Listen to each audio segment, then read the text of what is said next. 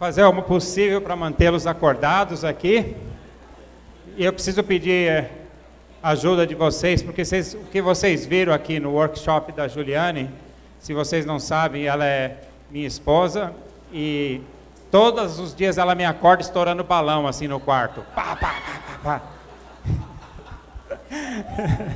Mas essa energia que ela tem é assim, ela amanhece já falando: levanta, nós temos que andar de bicicleta, nós temos que correr, tem que ir no supermercado.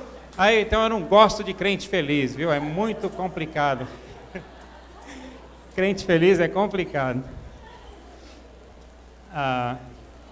Bom, o nosso tema é fazendo de sua família seu principal ministério. Então, uma coisa importante que eu queria falar para vocês agora, vocês vão ter que trocar o boné. Já ouviram falar essa expressão? Até agora a gente tem falado tudo com seu boné de líder de ministério, ou de pastor, né?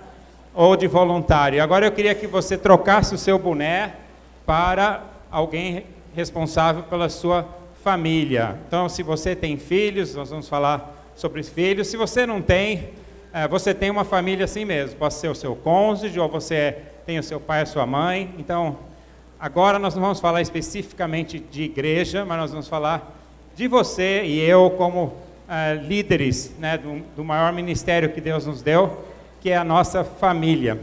E uma coisa interessante, a gente participa de muitas conferências, e eu creio que vocês também. A gente não consegue reter tudo que a gente escuta, não é verdade? É muita informação. Imagina hoje, já se você toma nota, eu fico pensando como o seu caderno já deve estar cheio, ou a sua cabeça já está vazando aqui, né? Laranja desse lado, vermelho desse lado. Então você já está cansado. Mas na realidade, Deus, Ele na sua grandeza, Ele tem uma mensagem para cada um de nós, né? E bem específica. E muitas vezes você vai a uma conferência, é uma ideia que Deus vai colocar no seu coração que vai fazer toda a diferença, não é isso?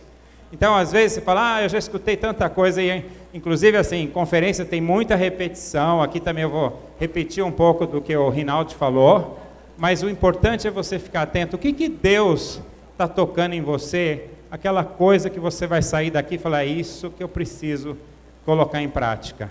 Aliás, o motivo todo, a gente tem falado muito sobre isso, né? É colocar em prática. Informação é importante, mas informação com aplicação gera transformação. E quando vocês vieram aqui, eu creio que vocês queriam realmente crescer espiritualmente, crescer no ministério e na família. Então, isso que é um desafio para você. Qual é aquele ponto que Deus está tocando? E eu espero que você saia desse momento aqui com algo bem prático para você.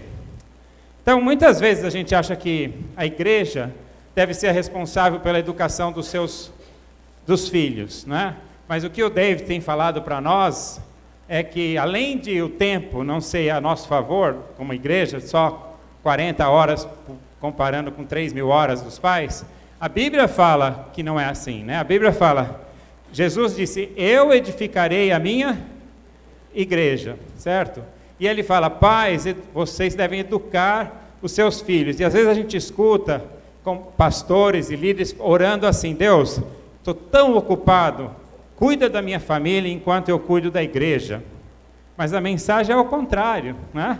Deus vai cuidar da igreja, Ele quer que você cuide da sua família. Então esse é um conceito muito importante da gente entender. Nós temos sim que unir as forças, mas isso não significa transferir responsabilidades, né? Você é responsável. E eu queria falar para vocês que esse workshop, ele é muito prático, e todas as vezes que eu dou, na área da obediência, ele gera um resultado fantástico. Essa pessoa, dona desses cachorros, participou de um workshop que eu fiz, e olha só o resultado que vocês vão ver agora. Senhor Jesus, muito obrigado por este dia, obrigado porque o Senhor cuida de nós do seu tempo, que o Senhor nos ama, obrigado porque a gente tem condições de ter uma comida dessas, de qualidade super premium, Deus, abençoa os cachorros da rua, que eles não passem fome, Deus, e que todas as criaturas da face da terra sejam abençoadas, Deus, em nome de Jesus, amém.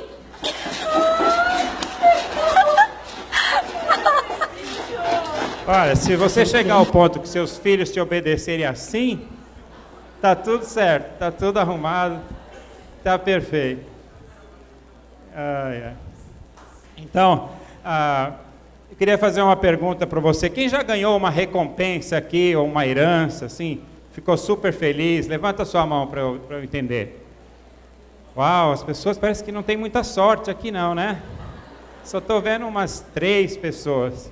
Então agora eu vou fazer outra. Quem aqui tem filhos e filhas? Uau, bem diferente. Então é interessante o que a gente vai ver, né? Hoje nós olhamos para esse salmo que fala que os filhos são herança do Senhor, uma recompensa que Ele dá. Então, se você tem filho, muitas vezes você não pensa assim, ai, meu filho é uma recompensa, oh, que presentinho, hein? Mas se eu perguntar de novo, quem aqui já ganhou uma herança agora? Ah, agora mudou, tá vendo? Muitas vezes a gente acha assim, não, filho, herança? Não, mas olha o que a Bíblia fala, né? Não só é uma herança, como é uma recompensa, né? Então eu sou muito grato a Deus, porque Ele me deu aqui essa recompensa, né? Minha herança, minha recompensa, a Juliane já mostrou essa foto, mas a gente quer dizer que, embora pareça uma família perfeita, é aquilo que a gente tem visto, não existe. Então, isso aqui é uma demonstração da graça de Deus sobre nós, né? Os filhos, e nós temos 9 netos, então tem muita recompensa aqui no meu lado, são uma graça de Deus para nós. Então, passe a pensar no seu filho agora como uma recompensa, tá? Esquece que ele está te dando um monte de trabalho, está deixando seus cabelos cair, olha o meu que aconteceu, ó. Então, mas é um presente de Deus, e por isso é tão importante a gente cuidar bem desse presente, né? Então, de novo, os filhos são uma herança de Deus. Agora, continuando nesse mesmo salmo, fala o seguinte: como flechas nas mãos do guerreiro são os filhos nascidos na juventude. Então, olha que interessante a comparação que a Bíblia faz aqui, né? Você já imaginou, naquela época, o que era importante uma flecha? Você já viram algum filme bíblico, como que as batalhas eram disputadas, né? Era na base da flecha mesmo, e aqui fala que o filho é como uma flecha na mão do guerreiro. Então, pensa assim, se Deus te deu Ele te deu uma arma poderosa para você vencer a batalha desse mundo. Você tem mais equipamentos na mão, porque você tem um filho. Eu acho muito bonita essa analogia das flechas na mão do guerreiro. E tem mais também. Aqui, por exemplo, vocês acabaram de ter as Olimpíadas, nós acabamos de ter as Olimpíadas, né? E a gente viu que o Brasil ganhou uma medalha de ouro. Foi de ouro? Acho que foi, né? Numa das categorias de arco e flecha. Mas então, qual é o propósito de uma flecha? Né? Para que existe a flecha? Qual é o propósito dela?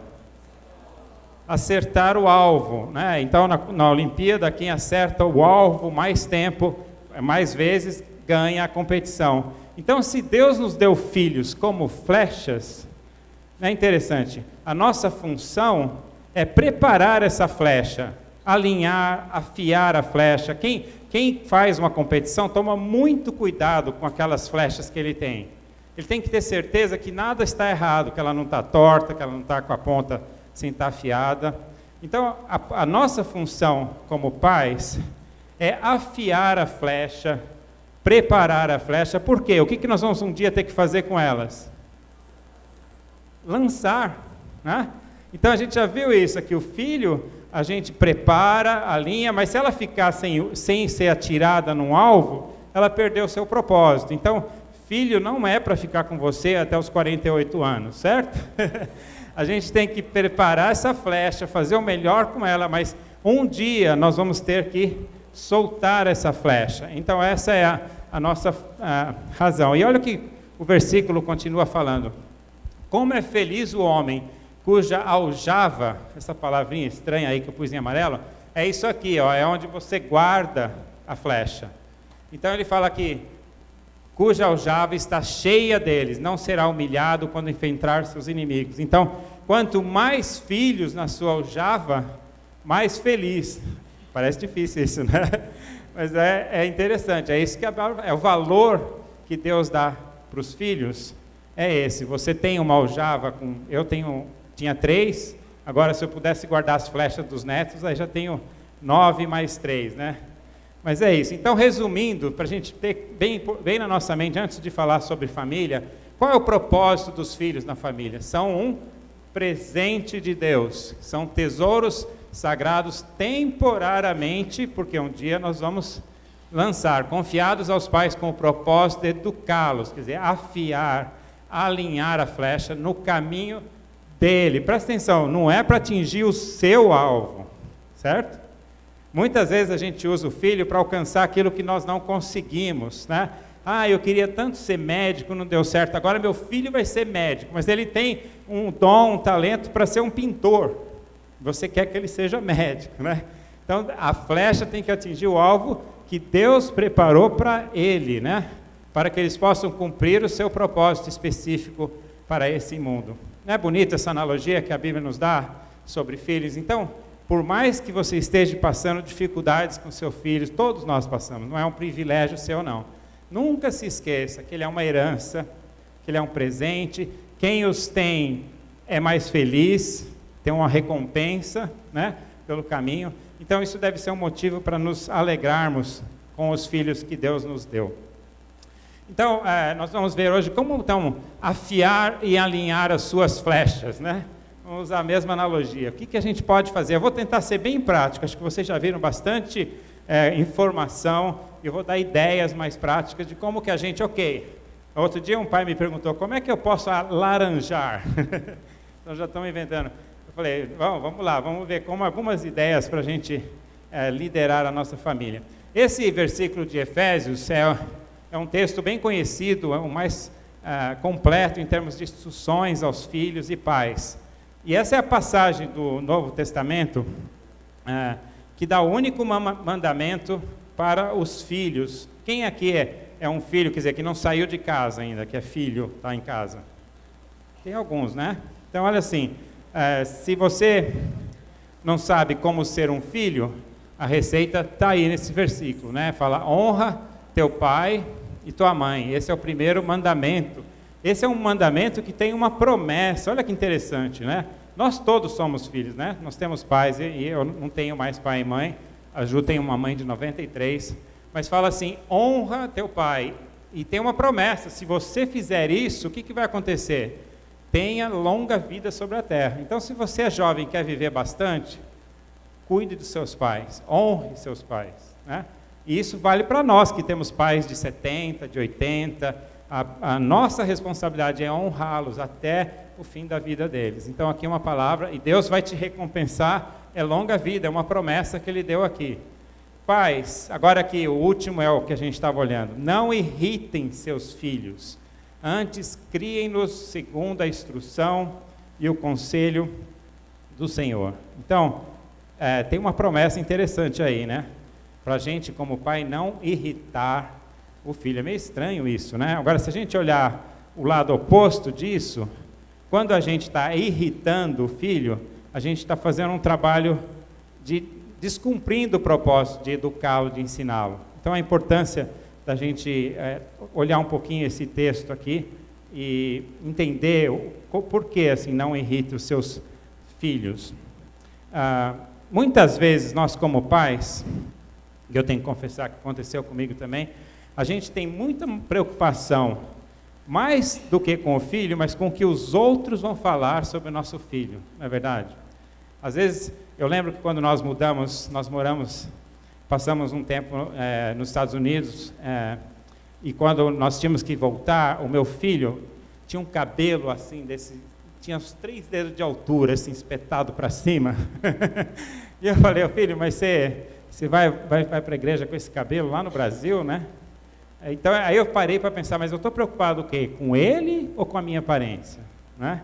É interessante como muitas vezes o jeito do nosso filho incomoda, mas não por causa do que ele está fazendo, mas porque a gente fica preocupado, né?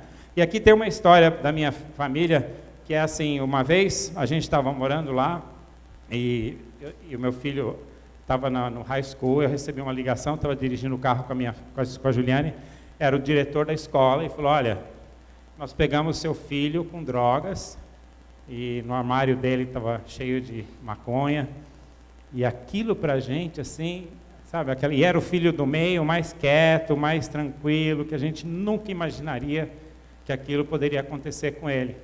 E a gente, antes de mudar para lá, tinha orado tanto, falou, Senhor, dá direção, sabedoria, né? Cuida da nossa família. Aí, de repente, vem essa notícia, passou tudo pela minha cabeça, mas por quê? O que é isso? E agora o futuro da vida do meu filho? E a gente foi para a escola, e lá você é obrigado, como pai, a fazer um curso junto com o filho, e por pouco meu filho nem poderia até ser ido preso. Mas aí, a gente olha para aquela circunstância, e às vezes não consegue enxergar o futuro, não consegue enxergar além da circunstância, mas aquilo foi o que Deus usou para que meu filho um dia tomasse a decisão de ser um pastor de jovem, porque ele entendeu a pressão que os jovens passam. Ele chegou lá e falou, pai, ele pediu perdão para nós, né, mas ele falou, a gente chegou aqui, a gente não sabia esporte de inverno, a gente achou que sabia jogar basquete, quando chegamos aqui via que a gente não sabia jogar nada, então eu não consegui pegar vaga no time da escola, e aí o único grupo que me aceitou foi o grupo dos malandros. Aqueles lá, eles né, os outros não davam bola para mim, me chamavam de nerd, mas os malandros não. Então, eu precisava de uma comunidade e acabei errando. Aí ele pediu para sair da escola, para a gente tirar daquele ambiente que era muito pesado, colocamos ele numa outra escola. Mas Deus usou aquela experiência, foi dolorido, né?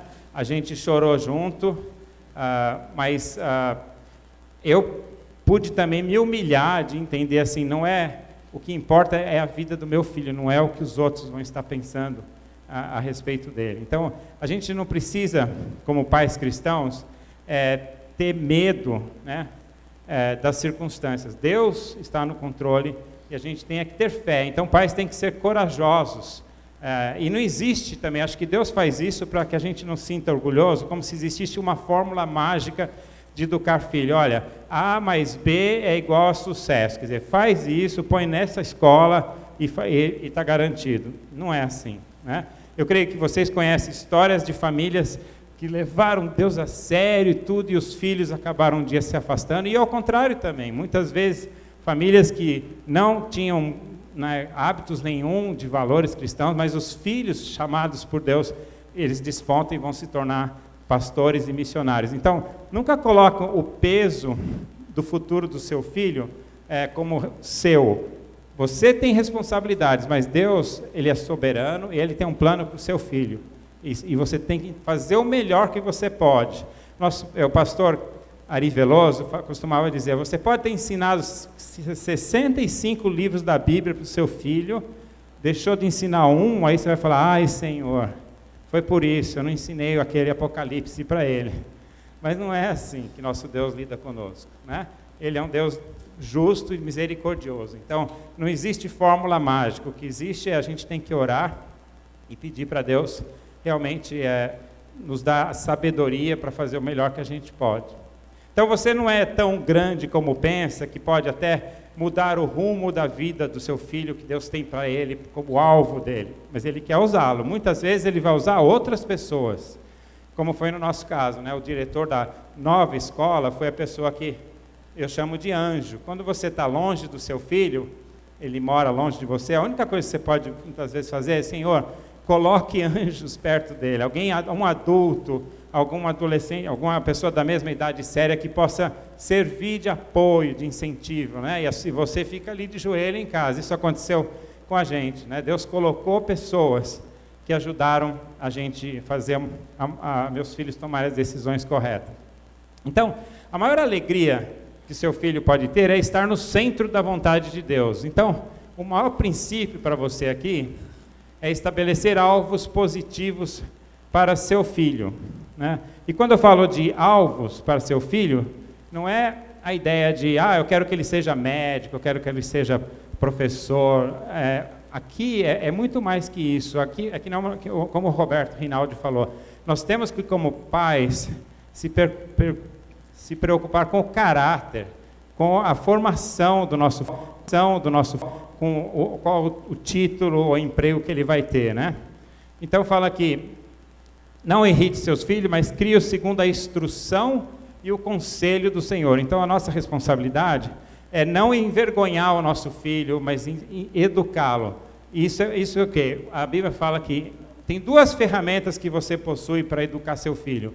O ensino, que é o que você fala para ele, e a disciplina, que é o que você faz. Então é isso que é a ferramenta que nós temos. Às vezes a gente confunde a fase do nosso filho, né? Então às vezes você tem um filho lá de 2 anos, que ele continua fazendo a mesma birrinha de sempre, e você fala: não, Tiaguinho, de acordo com King James Bible, você não podia ter pego esse docinho que eu falei. Não é assim, né? Nessa idade dele, você tem que falar: não, você tem que obedecer.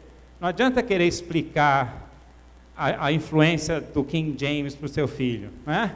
Agora, só que quando o Tiaguinho cresce, tem 16 anos, aí ele chega e fala: pai, eu quero que naquela balada lá da escola. Aí sim é o momento de você falar com ele, é o momento de você expor por que você acha que ele não deve e tudo mais. Então a gente tem que tomar cuidado, porque a gente inverte muito, né?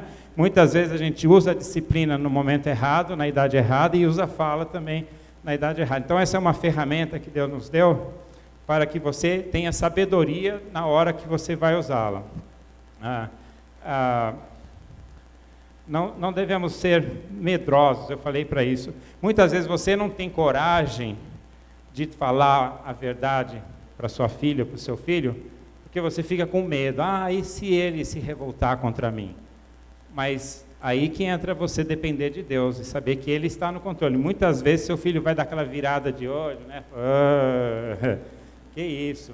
Mas é a nossa função, né? A Bíblia fala aqui, nós temos que, em Romanos, a gente vê lá, sabemos que Deus age em todas as coisas para o bem daqueles que o amam, dos que foram chamados de acordo com o seu propósito. Pois aqueles que de antemão conheceu, também os predestinou para quê? Qual é o alvo de Deus para o seu filho? Serem conforme a imagem de seu filho, de Jesus, a fim de que ele seja o primogênito entre muitos irmãos. Então, na prática, o que você deve desejar para o seu filho, seus sonhos para os seus filhos, não devem ser sonhos humanos, mas sim sonhos para que ele se torne alguém santo, alguém que realmente faça a diferença, né? Seja parecido com Jesus. Sucesso para o seu filho não é fama, dinheiro, poder ou status. Agora, se a gente parar para pensar, muitas vezes a gente coloca essa pressão sobre nossos filhos. A gente quer, até por causa da sociedade, em vez de se preocupar, será que ele está seguindo, tendo caráter, ele está aprendendo valores bíblicos? Não, ele tem que fazer essa faculdade, ele tem que ter esse tipo de emprego, ele tem que ganhar esse nível de salário. Isso não é ter um alvo correto para o seu filho. O alvo correto para ele é ser santo, não como um nerd aí, né? Mas é ser uma pessoa íntegra, honesta, que tem relacionamentos, que conversa com os outros, que sabe falar dos valores que ele aprendeu. Então, esse deve ser o nosso alvo. Santos, na Bíblia, quer dizer ser moralmente puro, amoroso com os outros, alguém que se preocupa, que tem o coração e o caráter de Cristo. Esse é o plano de Deus para o seu filho, coração e o caráter de filho. Então, tire um pouco o foco do que o mundo põe de pressão para o seu filho e pense nisso, como pai, como mãe. O que, sinceramente, eu estou buscando que meu filho seja, né? Qual é a minha conversa com ele sobre o futuro? E a gente vai dar uma explicação aqui. Muitas vezes também é comum a gente ouvir assim: eu não quero que meu filho passe pelo que eu passei, pelas dificuldades que eu passei. Talvez você já tenha ouvido alguém falar isso, né? Mas eu tenho um exemplo aqui. Quando eu trabalhava desenvolvendo revendedores na Ford, visitava, eu peguei assim uma das primeiras gerações dos donos de concessionárias da Ford, pessoas que trabalharam muito para conseguir aquilo. A maioria eram pessoas que tinham fazenda ou gado, e aí eles acabaram comprando uma franquia, dando duro, subiram na vida. Então eram tudo homens bem-sucedidos, donos de uma concessionária. E os filhos, muitas vezes, não passaram por dificuldade alguma, porque o pai pensa: eu sofri, viu? Trabalhei duro, mas eu não quero que meu filho passe por isso. Então, os filhos cresceram numa redoma de vidro, assim. Tudo do bom e do melhor faculdade, curso no exterior, Nada de dificuldade, porque eu passei isso, eu não quero que o meu filho passe. Mas sabe que muitas vezes você é o que você é, porque você passou por esses problemas, né? Eu vejo assim, a gente é o que é, porque a gente teve que enfrentar lá a situação do meu filho se envolvendo com drogas. Ele teve que enfrentar aquilo, ele teve que encarar os amigos e tudo mais. Então, o que aconteceu? A segunda geração dos distribuidores, muitos passaram o negócio deles para os filhos. Sabe o que aconteceu? Vários deles quebraram. Por quê? Aquele filho não estava preparado. Ele pensa que é só sentar ali atrás daquela mesa bonita, aquele office bonito, e não estava preparado para tocar o negócio do pai. Então, às vezes, essa ideia de querer separar seu filho de tudo, não deixar ele passar nenhuma dificuldade, ela gera ela não desenvolve seu filho, né? Eu tenho uma experiência interessante. A nossa filha estudou em escola cristã até o último ano, penúltimo ano do ensino médio aqui, né? Antes de ir para a faculdade. E aí ela chegou para a gente e falou assim: pai, mãe, eu queria fazer o último ano numa escola que não fosse cristã. A gente, como pai, falou assim: mas como assim, minha filha? A gente está aqui te protegendo, né? Colocando desde o primário numa escola que tem valores. Mas, pai, eu queria estar mais preparada, porque depois desse ano eu vou ter que enfrentar o mundão. Eu vou ter que entrar na faculdade. Eu não vou achar uma faculdade cristã em São Paulo no curso que eu quero. Então ela falou: eu queria aproveitar que eu ainda estou aqui com vocês, eu queria ir para uma escola que não fosse cristã. Eu queria ver o que é o mundo lá fora, não essa redoma de vidro. E a gente falou: ok, estava com dor no coração, morrendo de medo, trocamos ela de escola. No último ano ela foi para uma escola que não tinha nada a ver, e ela foi vendo a diferença. Ela chegava em casa e falava: mãe, mas você precisa ver as festinhas, as meninas voltam bêbadas de manhã, só a conversa é isso. Ela começou a avaliar como é importante aquilo que ela tinha tido de base, aquela estrutura, né? Para ela poder, mas mesmo assim para ela foi muito chocante, porque ela falava: nossa, eu não quero aquilo para a minha vida, de jeito nenhum. Então, achei que foi uma sabedoria dela, não foi minha. Mas ela falou: deixa eu enfrentar essa barra enquanto o papai e mamãe estão aqui para me ajudar, né? Então, é interessante. Então, não se esqueça que seu filho vai passar, e precisa muitas vezes passar, e Deus providencia provações na vida deles, né? Não é para você ficar apavorado. Cumpra o seu papel, foque no caráter, na formação. A gente falou aqui, esse país... Aliás, é uma coisa interessante, a gente está falando muito de laranja. Infelizmente, esse é o país que falar laranja tem um significado horroroso, né? Laranja, aquele que toma o lugar do outro para lavar dinheiro, para fazer coisa errada. E nós queremos mudar essa ideia, pensar laranja, que se Deus quiser, essas comunidades evangélicas podem mudar isso. Pensar laranja é pensar família, é pensar coisa boa, não é mais essa corrupção toda que está por aí, né? Amém? Nós podemos... Eu fiquei sabendo assim, Anápolis é a cidade que tem o maior percentual de cristãos do Brasil, o maior número de igrejas. E eu fico pensando comigo: gente do céu, o poder que existe aqui é para ser um exemplo para o país, né? Um exemplo de honestidade, um exemplo de tudo. Se cada cristão aqui leva Deus a sério, tem caráter, não entra nas falcatruas, imagina o impacto que é. Eu não sei como é que é, mas eu quero crer que é diferente, tem que ser diferente, não é? É isso que a gente aprende. Segundo ponto, então, estabelecer alvos positivos para o seu filho. Aqui, agora o outro ponto é ser um exemplo daquilo que você espera ver neles. Agora sim, né? Olha só, Paulo falando à igreja de Coríntios, ele fala: não estou tentando envergonhá-los ou escrever essas coisas, mas procuro adverti-los como a meus filhos amados. Embora possam ter 10.000 tutores, vocês não têm muitos pais. Eles eram novos crentes, né? Pois em Cristo eu mesmo gerei por meio do Evangelho. Está dizendo, fui eu que preguei para vocês, eu que te compartilhei a mensagem. O que ele fala aqui? Portanto, suplico-lhes que sejam meus imitadores. Vamos falar junto? Imitadores. Você teria coragem de chegar para o seu filho e falar: filho, eu só quero que você seja meu imitador? Será? Será mesmo? Será que você quer que ele dirija como você dirige? Será que ele quer que ele texte quando está dirigindo como você faz? Será que você quer que ele olhe os sites que você olha, né? Paulo teve a ousadia de falar para a igreja numa carta: olha, sejam meus imitadores, né? Então, nossos filhos, eles têm um ditado que fala que a fruta não cai muito longe da árvore. Nossos filhos são muito sensíveis ao que eles veem, né? Eu tinha uma frase, vou ver se eu lembro, que assim, os nossos atos falam tão altos que nossos filhos não escutam a nossa fala, muitas vezes. Porque é muito fácil falar, mas se a gente não está vivendo aquilo, ele não vai escutar, né? É interessante, se a gente for conversar com as crianças aqui, de 3 aninhos, 4 aninhos, que sotaque que elas vão ter? De gaúcho?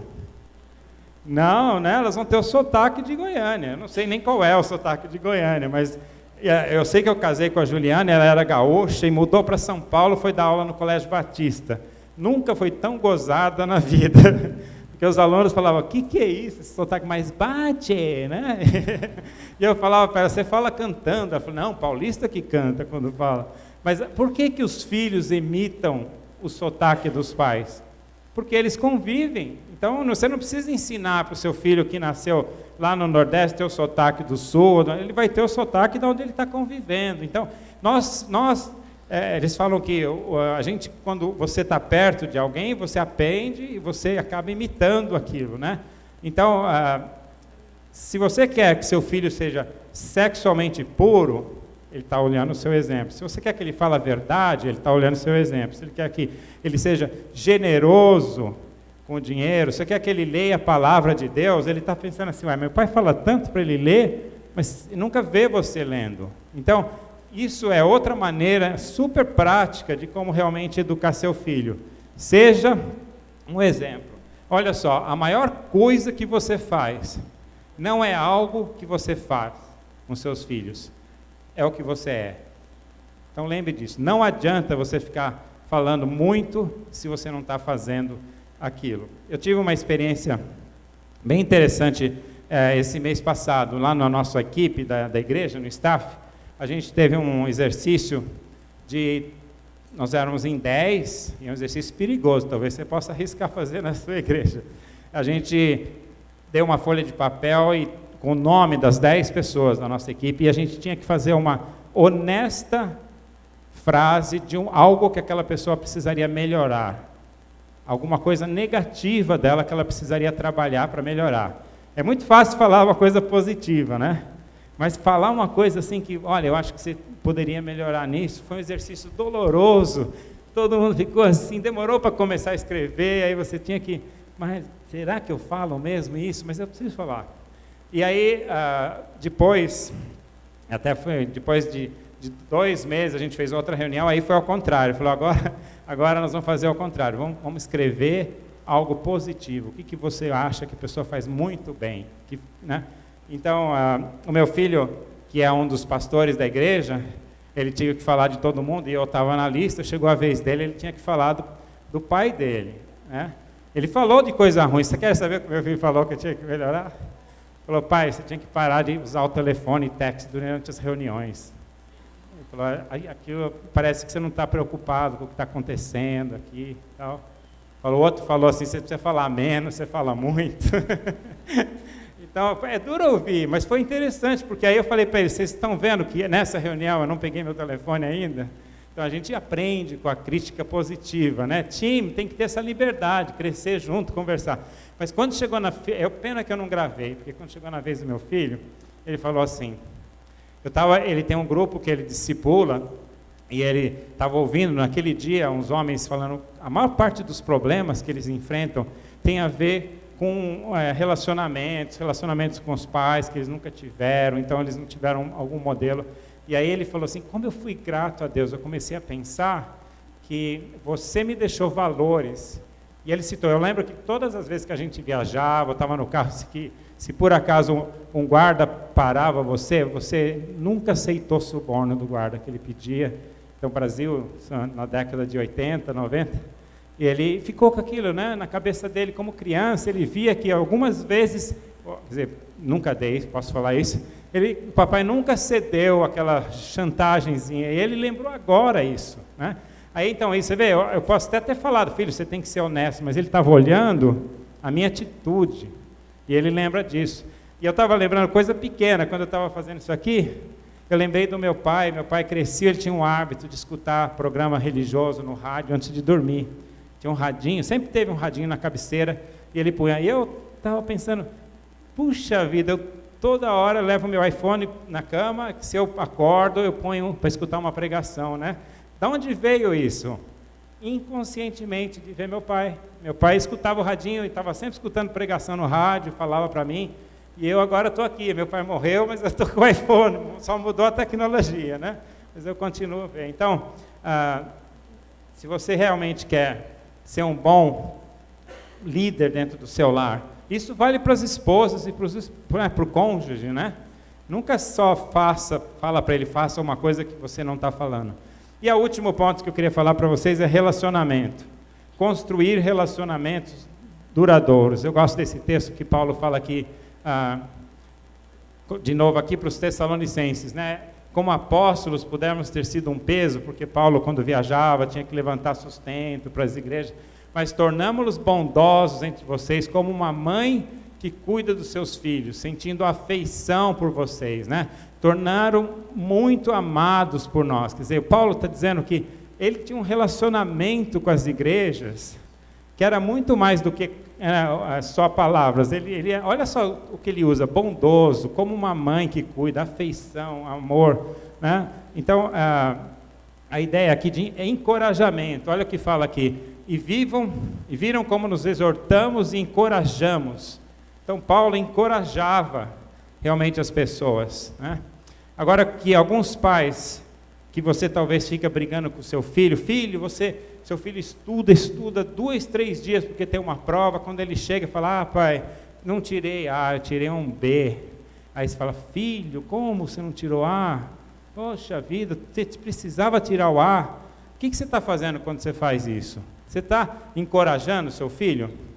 Não, agora não é que não é importante seu filho ir bem na escola, mas o que você devia estar encorajando seu filho é falar, filho, eu sei que você deu duro, você estudou 3 dias seguidos, se você tirou B, não importa, mas eu vi o seu caráter, a sua dedicação, isso é que o seu filho precisa ouvir, né? Porque você acha que um dia que ele for procurar emprego, o cara que está entrevistando dele vai falar assim, escuta aqui, você foi um B mais ou um B menos lá na escola? Não, mas a gente muitas vezes puxa as coisas para o filho que não são importantes. O que é importante é você elogiar atitudes dele, o caráter dele, as decisões dele, a perseverança dele estudar, a perseverança dele não ter desistido do vestibular. É isso que ele precisa de ouvir como dos pais, né? Então, é elogiar o filho, focando no caráter, focando na atitude, na honestidade, né? O brasileiro tem essa mania do Gerson, né, de falar, levar vantagem, mas quando você está jogando bola lá, que você viu que a bola saiu, mas você fala, não saiu, seu filho está vendo aquilo, né? Então, agora, se ele fala, saiu, você tem que falar, filhão, você pode ser um perna de pau, mas eu adorei que você teve, né? Você foi honesto ali no jogo. Então é isso que a gente tem que ter. A gente tem que ser exemplo e falar para eles. Então é assim, os nossos valores e crenças, nosso estilo de vida, a força do relacionamento que vai gerar o estilo e valores dos nossos filhos. Eles vão copiar aquilo que eles estão vivenciando de nós. Agora eu queria falar algumas ideias práticas do que pode construir um relacionamento duradouro com seu filho. Primeira coisa, amor incondicional. Pense o seguinte, quando foi a última vez que você falou para ele que o ama? Que você falou para o seu filho, eu te amo. Não importa a idade, né? Às vezes é fácil falar para o pequenininho, mas a gente tem que falar para o grande, né? Eu acho bonito que muitas vezes o meu filho fala para mim, me ama. E agora acho que até a gente ficou longe do Brasil, quando eu venho para cá, eu noto que as pessoas estão se beijando mais. Até homem beija homem. Agora não sei aqui em Goiás, vai lá em São Paulo, meus amigos me encontram e dão um beijinho. Eu falo, isso aqui não era do meu tempo, não. Está mudando a coisa. Mas eu acho lindo isso. A gente tem que mostrar amor incondicional. Você deve não gostar da coisa errada que seu filho faz, certo? Mas nunca deixe de amar seu filho. Nunca deixe de amar seu filho. Eu tenho um exemplo de um amigo meu, muito querido, que ele tinha um filho com problemas, e a gente foi olhar o Facebook, ele tinha tirado o nome do filho dele do Facebook, de vergonha da situação. Eu falei para ele, nunca deixe, Jesus não tirou seu nome, né? Quantas vezes pais oram anos e anos, mas o seu nome nunca vai ser tirado lá, porque você tem que sempre crer que Deus vai fazer uma obra, Deus pode mudar, né? Então, amor incondicional, e a mesma coisa para o cônjuge. Quando foi a última vez que você falou para sua esposa ou esposa que você o ama? Eu tenho um amigo que brincava, falou assim, eu já falei no casamento, não esquece mais, que eu falei lá. Aquele dia eu falei, mas tem que ser relembrado, nós todos precisamos disso, né? Então, um relacionamento é assim que se constrói. A outra coisa, agende encontros. Antes de eu vir para cá, minha filha me ligou e eu recebi um texto da empresa aérea falando que o voo estava atrasado 1 hora. E a minha filha queria me levar no aeroporto. Eu falei, filha, então nós vamos tomar café juntos.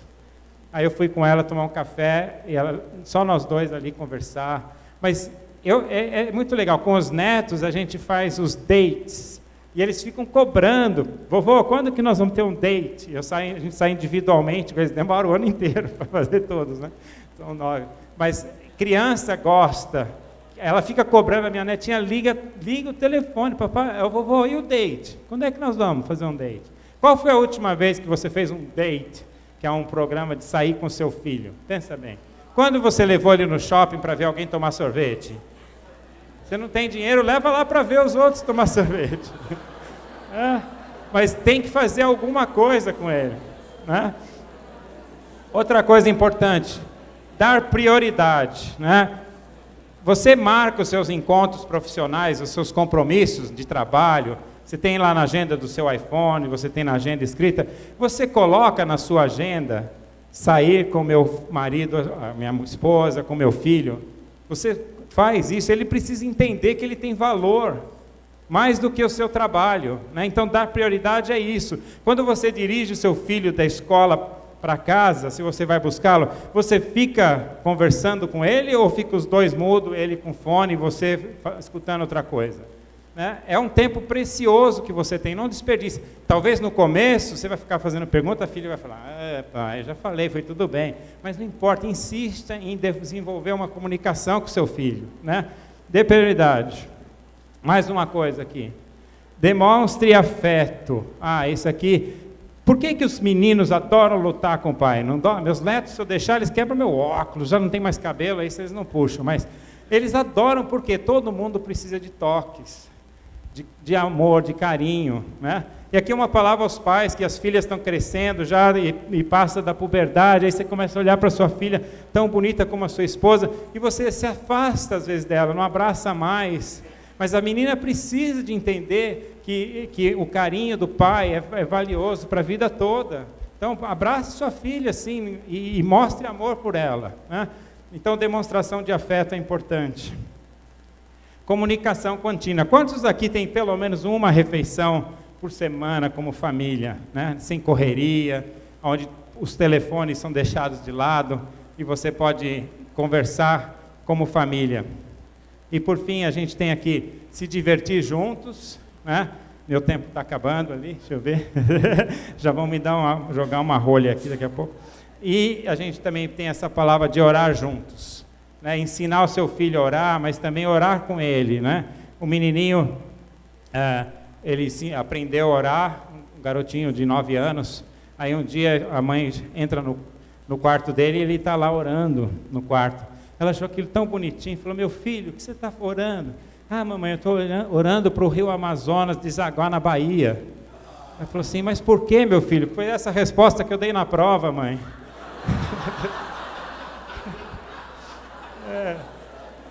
Então é isso. Então, às vezes ele não entende muito a oração, mas é importante esse exemplo. E eu queria terminar com essas 6 palavras mágicas aqui.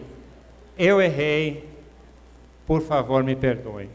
Pais, não tenham vergonha de pedir perdão quando você erra com seu filho. Não é só ele que erra com você. Quando você se irrita, como fala lá, não irriteis os filhos, e você o expõe ao ridículo, corrige na frente dos outros, ou na frente de um amigo, tenha coragem de fazer isso aqui. E a mesma coisa no relacionamento de casal, não é? A gente tem que ter a liberdade de pedir perdão. Eu e a Ju estamos casados há 38 anos, e às vezes ela reclama que eu demoro muito para pedir perdão. Homem é mais turrão, né? Eu acho que ela já entendeu que eu perdoei. Não, tem que perguntar, tem que falar, né? E é assim que funciona. Então, nunca é demais para você pedir perdão. Então, vamos lembrar, alvos para os seus filhos não são notas, profissão, é caráter, é andar com Deus. É isso que você tem que ter. Exemplo, não queira que ele seja algo que você não está tentando ser, né? Construa relacionamentos na sua família. Se você quer ter uma família, realmente ganhar um 10 de Deus para como você lidera a sua família, invista nela. Lembra que a Bíblia fala, tudo posso naquele que me fortalece. Amém? Muito obrigado, gente.